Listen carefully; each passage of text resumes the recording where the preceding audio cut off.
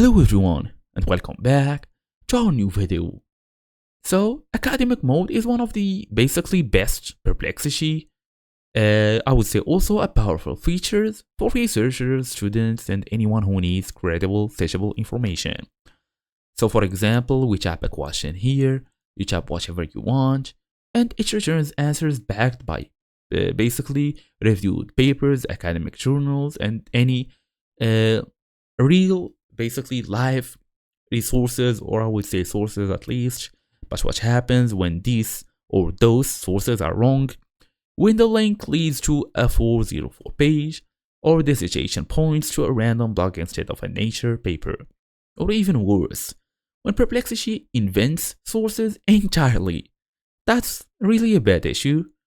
So it can damage your credibility if you are using these citations in your own work. But here is what most users don't actually realize. The issue isn't always Perplexity. It's often about which focus mode you are using, how you are asking for resources, and whether you are verifying the results. So in today's small tutorial, we're gonna go through all of this, fast and easy as usual.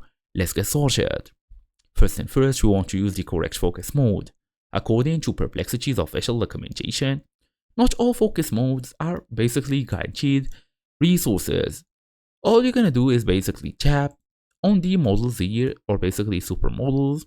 You will be able to see GPT 5.4, Gemini, Claude, and many others that you would access if you are a pro user. As you see, access the latest AI models from OpenAI, get access. They're gonna take you so you can pay for the subscription, and also make sure to understand why you are getting wrong informations.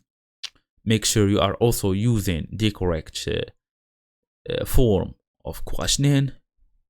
Type your question like you would type anything on Google. Make sure it's clear. That's the whole idea. So thank you all for watching, and I'll see you all in the next video.